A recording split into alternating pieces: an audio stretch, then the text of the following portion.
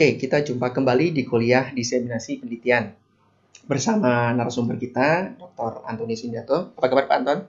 Baik, gitu. Bagaimana juga dengan Pak Udin? Ya, baik juga Pak Anton. Nah, untuk sesi kali ini kita akan bahas mengenai bagian yang penting dari publikasi ilmiah, yaitu mengenai etika publikasi. Nah, jangan sampai nanti ketika kita sudah mempublikasikan karya ilmiah, tiba-tiba di tengah jalan ada permasalahan karena terkait etika publikasi, sehingga nanti konsekuensinya bisa bermacam-macam. Nanti hari ini Pak Anton akan menjelaskan mengenai etika publikasi, apa saja yang perlu kita perhatikan ketika kita menulis publikasi atau mempublikasikan karya ilmiah kita. Silakan Pak Anton. Ya, terima kasih Pak Udin. Jadi etika ini memang penting sekali ya, terlepas dari tulisan kita gitu ya yang bagus, kemudian yang nantinya akan bisa diterima, misalnya katakanlah di jurnal yang top rank seperti itu. Tapi kita juga harus memperhatikan masalah etika ini, gitu ya. Kadangkala kita itu mengirimkan suatu manuskrip, gitu ya, tanpa pemberitahuan dari pembimbing kita, dan seperti itu. Nah, berarti itu ada etika yang kita langgar. Ya, ini yang harus kita perhatikan, bahwa sebenarnya ketika kita akan mempublikasikan hasil kita, gitu ya, ini sudah harusnya didiskusikan. Kemudian jika memang itu diperbolehkan, sudah ada izin dari pembimbing, gitu ya, atau pemberi dana, gitu ya, bahwa tulisan kita itu bisa dikirimkan untuk dipublikasikan. Gitu ya. Jadi itu adalah hal pertama yang harus kita lakukan, itu adalah terkait dengan rencana kita publikasi. Ya, jadi izin itu yang paling penting, gitu ya. Nah, di dalam penulisan sendiri sebenarnya ada juga etika-etikanya, gitu ya. Seperti contohnya gitu, jangan sampai ternyata tulisan kita itu lebih dari 50% itu sebenarnya tulisan orang lain, ya. Atau kita ambil ini kalau misalnya kita biasanya orang Indonesia yang paling mudah itu adalah karena kita mungkin ya karena keterbatasan masalah bahasa, khususnya bahasa Inggris, paling enak itu ambil dari suatu literatur, dipotong dari grafik dari suatu paragraf, kita copy, kemudian kita paste gitu ya dalam tulisan kita, gitu ya. Itu kita lakukan berulang-ulang sedemikian hingga ketika dicek terkait dengan similarity-nya atau kesamaannya dengan suatu publikasi itu nilainya sangat tinggi sekali. Nah, itu juga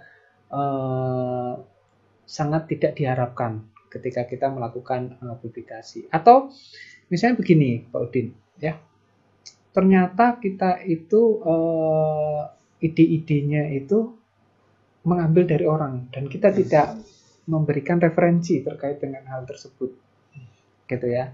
Jadi kita anggap bahwa itu adalah murni ide dari kita. Nah, itu secara etik juga tidak diperkenankan, gitu ya. Ada baiknya kita untuk mencitasinya, ya, dari penelitian terdahulu. Oleh karena itu dalam publikasi itu biasanya reviewer itu pasti akan menanyakan, ya, apa sih keterbaruan dari kita, gitu ya.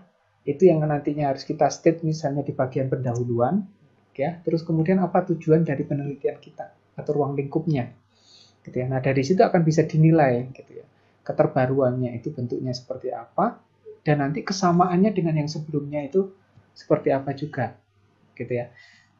Terkait penulisan ini biasanya masih banyak ya hal-hal yang harus kita perhatikan.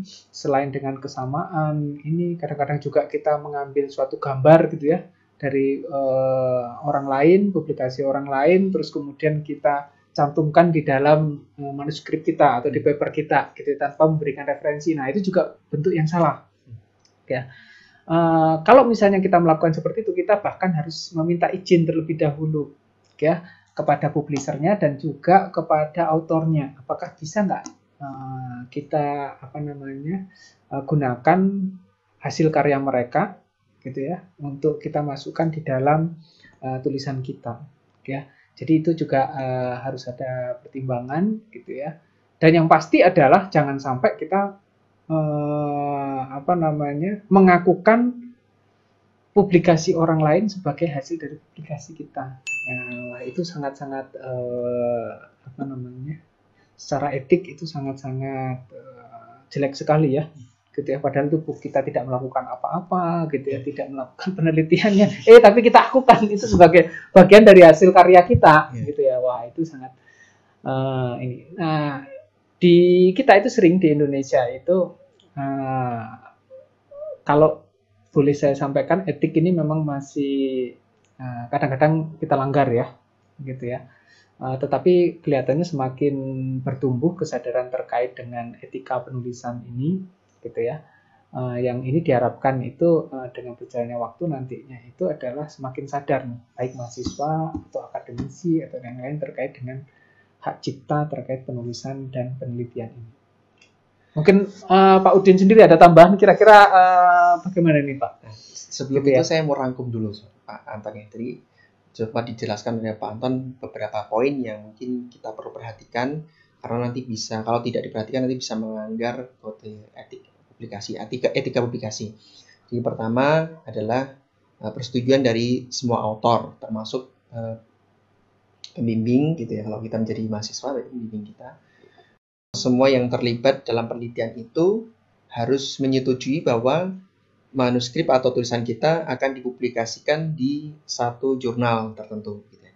Yang pertama. Terus yang kedua, dari sisi pemberi dana gitu Pak Anton ya.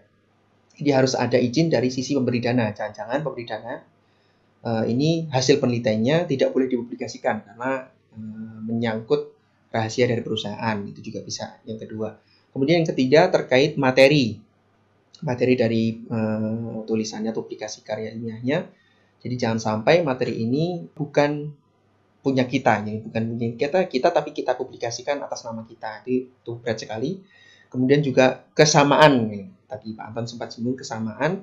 Ya mungkin di bagian pendahuluan biasanya kalau di penelitian kan pendahuluan itu lebih kayak ke review singkat dari atau tinjauan pustaka singkat gitu ya. Nah itu seringkali karena males ya akhirnya ngambil dari publikasi-publikasi orang lain tanpa memberikan kredit kepada penulis aslinya. Itu juga termasuk yang pelanggaran Pak Anton ya. Nah, kalau terkait materi mungkin kita sekarang banyak ya software atau alat yang tools yang bisa kita gunakan untuk memeriksa apakah materi itu dari tulisan kita tuh ada kesamaan berapa persen dari yang sudah dipublikasikan gitu ya.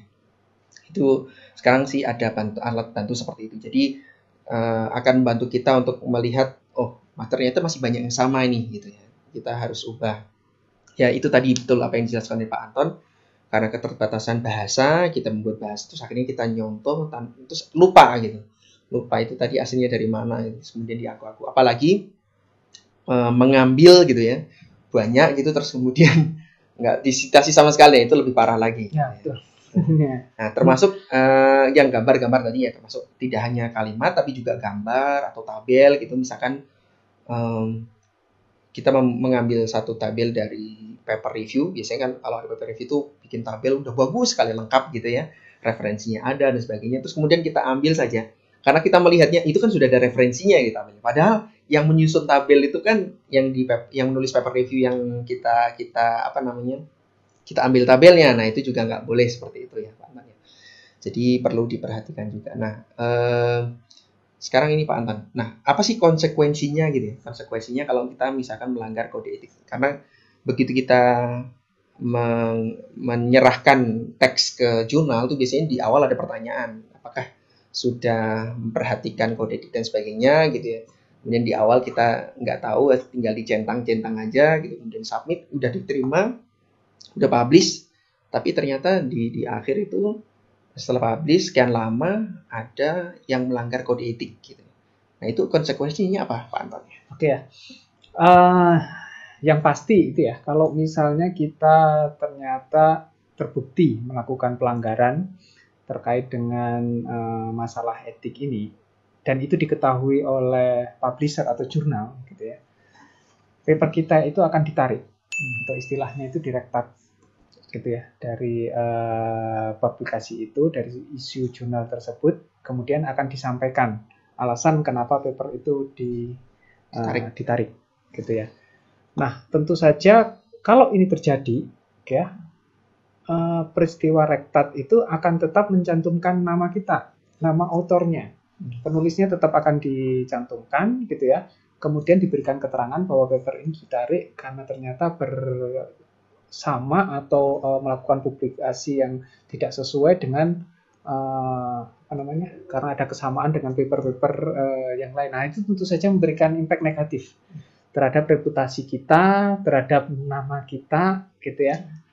Bahwa kita sudah melakukan suatu pelanggaran ya. Dan ingat bahwa tulisan rektat itu akan tidak bisa tidak akan mudah untuk dihilangkan, melekat gitu.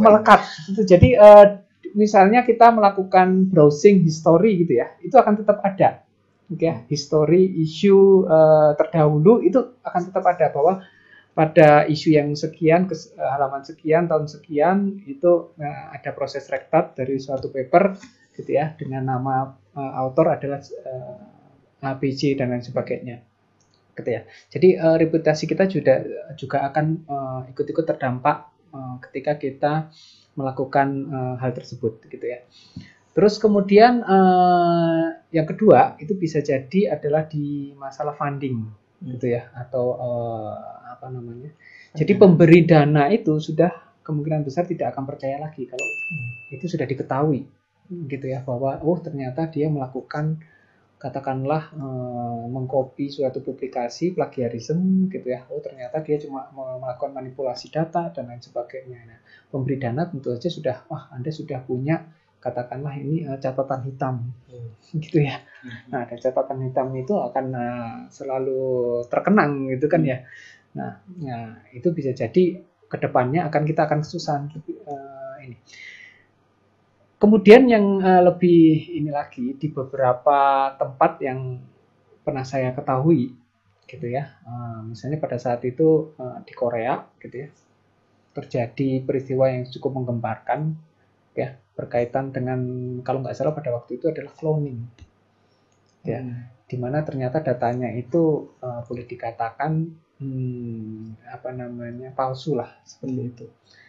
Nah, kembali lagi, selain kita reputasinya kita jatuh gitu ya, bisa jadi kita dikeluarkan dari institusi kita gitu ya, karena apa yang kita lakukan ini kan sebenarnya suatu hal yang berkaitan dengan reputasi akademik gitu ya, nilai-nilai akademik yang kita langgar. Kita pahami apa itu nilai-nilai akademik, di mana itu adalah sebenarnya nilai-nilai yang mulia sekali gitu ya.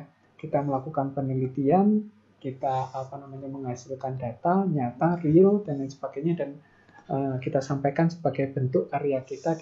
Tapi kalau kita sudah memanipulasi, mengubah dan lain sebagainya, mengcopy, apalagi mengcopy ya, mengubah itu dan mengakukan sebagai hasil kita, nah itu sudah merupakan pelanggaran yang keras gitu ya. Jadi kita bisa dikeluarkan dari institusi, khususnya untuk institusi yang menghargai sekali terkait dengan nilai-nilai akademik ini gitu ya. Jadi beratlah kalau misalnya kita hubungannya dengan ini. Kalau misalnya mahasiswa itu bisa jadi ya pembimbingnya nggak mau membimbing lagi. Misalnya katakanlah Anda mempublikasikan tanpa menyampaikan kepada pembimbing gitu ya. Apalagi kalau misalnya ternyata nama pembimbingnya tidak Anda sertakan. Jadi walaupun nama pembimbing ada, tetapi kalau pembimbing tidak mengetahui atau tidak menyetujui gitu ya, itu juga termasuk pelanggaran, Pak. Betul gitu ya. Jadi memang ini karya kalau kita publikasikan ke suatu jurnal itu harus itu dipahami oleh semua penulis gitu ya. Nah, tentu saja begini, di dalam penulisan suatu artikel kita punya peran yang berbeda-beda, Pak Udin gitu ya. Ada autor atau penulis itu yang sebenarnya dia melaksanakan eksperimen saja gitu ya. Ada yang dia itu memberikan kontribusi dalam bentuk ide gitu ya. Kemudian ada juga yang memberikan kontribusi dalam bentuk melakukan analisis data gitu ya, atau analisis hasil eksperimen. Ada juga yang berkontribusi terkait dengan penulisan artikelnya gitu ya. Nah, masing-masing itu punya kontribusi yang bisa jadi berbeda-beda ya gitu.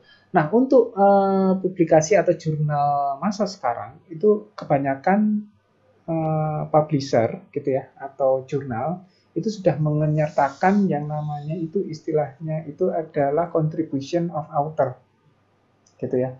Jadi authors ini berkontribusi terhadap apa gitu ya.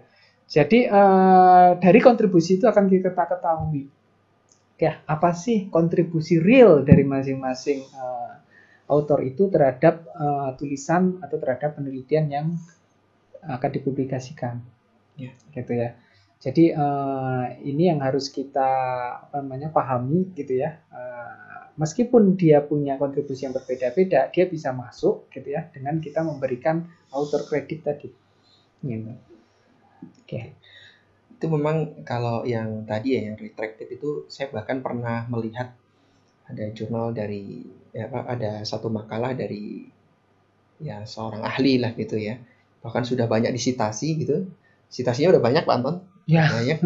Terus kemudian ditarik gitu. Dan itu memang masih ada tulisannya gitu. Itu ditariknya kenapa gitu.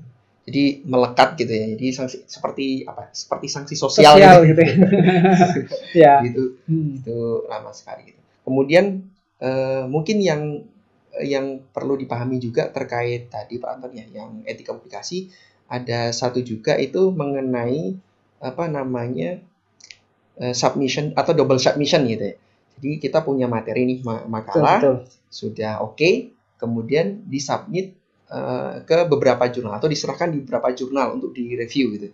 Mana yang diterima itu ya nanti yang istilahnya yang diteruskan, yang lain nanti dicabut. Nah, itu apakah termasuk juga melanggar etika publikasi ya Pak? Ya, itu juga termasuk Pak Udin, gitu ya. Jadi itu kita sangat tidak diharapkan pada submission itu adalah kita melakukan istilahnya itu double submission, gitu ya. Karena mungkin apa gitu ya, kita takut ya, oh ini kan jurnal ini nanti kalau ditolak, gitu ya, ini udah habis waktu, gitu. Jadi oleh karena itu supaya nggak terjadi seperti itu, udah kita submit ke langsung 2 atau 3 jurnal secara paralel gitu ya, secara bersamaan dengan itu. Jadi kalau misalnya nanti salah satu yang keterima, oh ya udahlah ini yang 2 di cancel gitu ya, atau yang lainnya di cancel seperti itu. Nah, tapi itu merupakan bentuk pelanggaran juga. Gitu ya. Nah, saya ada satu contoh lagi yang juga termasuk pelanggaran. Jadi seperti apa gitu ya. Jadi ini ada suatu penulis gitu ya. Dia itu melakukan submission ke katakanlah jurnal A. Gitu ya. Terus kemudian di dalam proses reviewnya itu ternyata reviewnya bagus sekali, gitu ya. Ada banyak tambahan, masukan, gitu ya, komentar, termasuk juga perbaikan dalam sisi bahasa yang dilakukan oleh publisher, gitu ya. Nah, tapi kemudian ketika sudah ada keterangan accepted, ternyata penulis ini melakukan penarikan terhadap makalah yang dikirimkan, gitu ya. Nah, ini kebetulan saya pernah menemui yang bersangkutan ini, kemudian saya bertanya, gitu ya, kok kenapa Anda melakukan hal tersebut? Oh, ternyata dia punya tujuan. Tujuannya itu adalah dia itu ingin mempublikasikan ke jurnal yang impact-nya lebih tinggi. Nah, itu dia. Jadi trik ini juga umum, tetapi sekali lagi ini juga melanggar yang namanya etika tadi, gitu ya. Jadi memang ketika Anda mau melakukan publikasi, mohon dipikirkan, gitu ya, bahwa itu memang target Anda sesuai dengan apa yang Anda inginkan. Ya, jangan bersifat oportunis. Ini kan arahnya sifat oportunis ya, Pak ini ya. Oke ya, kita publikasikan di jurnal ini, wah ternyata ada perbaikan lagi dari reviewernya, dari editornya, termasuk bahaya. Karena kadang-kadang gitu ya, publisher itu juga karena dia menilai bahwa ini suatu artikel ini bagus gitu ya, dia bahkan memperbaiki bahasa-bahasa yang ada di situ, gitu ya. Jadi makanya ini juga tambahan buat para mahasiswa S3 sekalian gitu ya. Jangan terlalu takut terhadap yang namanya itu adalah bahasa, gitu ya. Editor itu akan tahu mana yang kira-kira kualitasnya bagus dan mana yang kualitasnya jelek. Dan dia kalau tahu udah kualitasnya bagus gitu ya, dia tidak akan langsung mereject, gitu ya. Dia pasti akan juga memikirkan bagaimana bahwa kualitas bagus ini bisa dipublikasikan di jurnalnya dia, gitu ya. Jadi masalah bahasa ini kalau sekarang buat saya itu adalah sebenarnya bahasa Inggris itu adalah yang kedua, gitu ya. Jangan terlalu fokus kepada ini. Nah, saya kembali lagi ke kasus yang tadi etik tadi itu. Jadi itu juga tidak diperbolehkan Anda melakukan apa namanya bentuk seperti itu, gitu ya. Cancellation pada saat dia sudah accepted. Jadi Anda memang harus sudah memikirkan bahwa memang jurnal itulah ada yang Anda sasar, gitu. Kemudian ini Pak Anton, misalkan kita dalam satu penelitian itu istilahnya apa ya? Penelitian itu cukup besar gitu ya. Penelitian itu cukup besar gitu, mungkin yang bisa dibagi jadi beberapa. Kalau di S3 itu ada tahap 1, 2, 3, 4 gitu ya. Jadi mungkin di tahap 1 saya mengerjakan apa, 2 apa. Ini sebenarnya masih satu series nih. Masih satu rangkaian gitu ya, tapi di tiap rangkaian itu kita potong, dipublikasikan. Itu ada nggak Pak yang seperti itu tapi oke, tapi ada juga yang seperti itu tapi nggak oke gitu. Maksudnya ini bisa juga melanggar etika publikasi. Nah, itu yang seperti apa Pak? Nah, memang ya ini biasanya itu adalah apa namanya target kita. Kalau kita itu sebagai penulis, kalau bisa itu jangan menulis cuma satu artikel, gitu ya. Karena biasanya yang diminta itu adalah outcome-nya itu banyak paper gitu ya, atau banyak manuskrip gitu ya. Jadi apa yang kita lakukan, wah ini ada satu kegiatan penelitian yang lumayan besar, wah rugi nih kalau misalnya saya publikasikan cuma menjadi satu manuskrip atau satu paper gitu kan. Waduh, outcome saya dikit sekali gitu ya. Nanti malah dinilainya itu misalnya oleh pemberi dana itu, wah Anda outcome-nya kok kecil sekali padahal dana yang sudah saya keluarkan itu besar sekali gitu ya. Maka dari itu adalah kita pecah-pecah gitu ya. Nah, memang memecah ini juga perlu diperhatikan strategi dan masalah etik juga gitu ya. Nah, memecah yang bagaimana yang sebenarnya harus kita jauhkan gitu ya. Jadi kalau misalnya pecahan itu cuma dalam bentuk misalnya Anda punya suatu publikasi A gitu ya. Kemudian Anda bikin lagi publikasi B menyertakan dengan A, terus kemudian ditambahkan sedikit data, dan itu keluar sebagai publikasi B. Tanpa Anda mensitasi paper yang sudah keluar atau sudah terbit pada publikasi A. Ya. Nah, kalau demikian, ini pasti reviewernya pasti akan menilai, atau pembaca itu pasti akan menilai, oh bahwa publikasi B ini adalah sesuatu yang baru, yang sebelumnya itu tidak pernah ada. Tapi sebenarnya gitu ya, itu sudah pernah disampaikan di dalam yang namanya publikasi A, gitu ya. Nah, itu disebut sebagai double publication. Ya, jadi kita sampaikan berulang-ulang gitu ya. Kita tidak sampaikan referensi dari publikasi A tadi gitu ya, dan kita akukan sebagai hasil karya kita yang terbaru dengan ini. Padahal itu sebenarnya tambahannya cuma sedikit gitu ya. Nah, itu yang secara etika juga tidak diperbolehkan. Oleh karena itu, kalau misalnya Anda melakukan pembagian gitu ya, Anda harus sampaikan di depan itu pembagian jelasnya seperti apa. Apabila ada metode atau ada suatu hasil yang nanti akan Anda sampaikan gitu ya, Anda harus menyertakan citasinya atau referensinya. Ya, ini penting. Karena apa? Ini penting dipahami juga bahwa nanti ketika proses review gitu ya, muatan yang ada di dalam paper tersebut itu akan sudah cukup ataukah belum, gitu ya. Jadi kadangkala itu tambahannya sedikit sekali, sebenarnya bagian besarnya itu sebenarnya sudah pernah dipublikasikan, gitu ya. Nah, kalau kita berikan referensi kan jadi ketahuan, itu sebenarnya ini sebagian besar adalah pekerjaan terdahulu. Gitu ya, etiknya itu adalah seperti itu, gitu ya. Jadi tidak ada masalah kita menggunakan metodologi yang sama dengan sebelumnya, ya kita sampaikan saja. Bahkan saya sering itu adalah karena mungkin menghindari tulisan yang terlalu panjang, ya Pak Udin gitu ya. Saya di bagian metodologi ini adalah untuk detail langkah-langkah penelitian atau ini saya menggunakan teknik yang sudah saya adopsi dari penelitiannya siapa, gitu ya. Jadi artinya apa? Nanti kalau misalnya ada pembaca atau peneliti yang sangat tertarik untuk melakukan penelitian ulang ini, gitu ya, silahkan dilakukan pembukaan referensi, gitu ya, dari yang saya sampaikan itu, silahkan dilakukan merujuk kepada referensi tersebut, gitu ya. Jadi di sini saya clear, gitu ya, saya pertegas gitu bahwa saya itu metodenya ini bukan metode baru dari saya. Ya, saya referensi saja. Saya mensitasi dari ini, saya menggunakan metode orang lain gitu ya.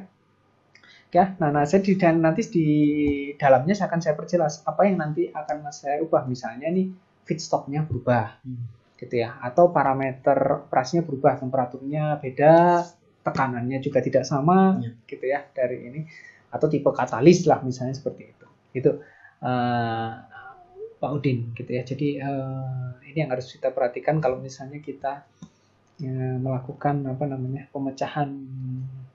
Oke. Jadi itu perlu diperhatikan tadi ya, masukan-masukan dari Pak Anton. Kalau misalkan kita penelitian S3 misalnya cukup gede ya, biasanya kemajuan 1, 2, 3, 4. Kalau mau dipisah seperti apa? Jadi jangan lupa tadi memperhatikan apa yang disampaikan oleh Pak Anton agar tidak melanggar etika publikasi. Gitu ya.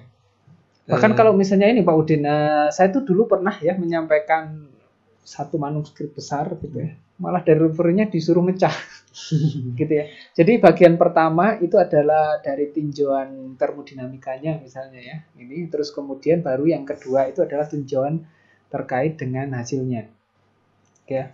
Jadi mekanisme dan termodinamika itu pinginnya mereka itu adalah karena kalau misalnya terlalu panjang juga nggak bagus juga. Gitu ya. Karena nanti pasti kita akan kesulitan untuk melakukan fokusnya di mana nih. Gitu ya. Tetapi kalau kita pecah menjadi dua gitu ya. Ini ada yang fokus di mekanismenya gitu ya. Kemudian ada yang difokus di hasil penelitiannya, yang penelitian basahnya gitu ya. Jadi sekali lagi gitu ya. Biasanya kalau misalnya pembimbing itu sudah punya feeling atau keyakinan gitu ya bahwa ini bisa berdiri sendiri ya gitu ya, ataukah. Jadi sekali lagi diskusi dengan pembimbing itu adalah hal yang utama yang nantinya Anda harus lakukan gitu ya. Ya, memang konsep dasarnya gitu atau ide-idenya emang dari pembimbing ya. Jadi sudah tahu sebenarnya ini tuh sampai sini nih, ini poin-poinnya yang berikutnya dan seterusnya. Oke, terkait yang tadi disampaikan oleh Pak Anton juga, jadi mengenai porsi dari masing-masing penulis juga memang sekarang ada di publikasi itu di jurnal itu. Kalau kita misalkan kita menyerahkan satu naskah, itu bahkan di situ diminta untuk menyerahkan juga credit for authorship-nya gitu ya, atau contribution of author-nya itu di mana saja itu ada. Dan bahkan di contohnya kalau di Elsevier itu funding acquisition pun ada gitu. Dia yang punya funding acquisition itu masuk. Terus yang supervising itu juga masuk gitu ya. Kemudian yang metodologi, konsep itu ada porsinya masing-masing untuk penulis. Ada lagi Pak Anton yang mungkin perlu disampaikan terkait etika publikasi?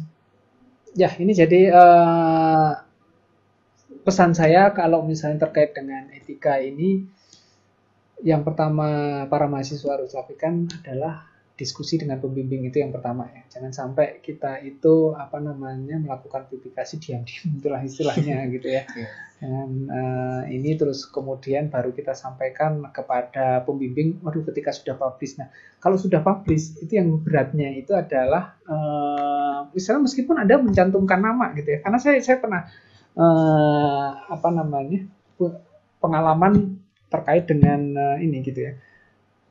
Anggaplah kita itu membuat senang ya pembimbing seperti itu. Oh, ternyata sudah publish dengan ini nama pembimbing itu sudah masuk, dan ternyata pembimbing itu punya jalan yang berbeda gitu ya, punya strategi yang berbeda gitu ya.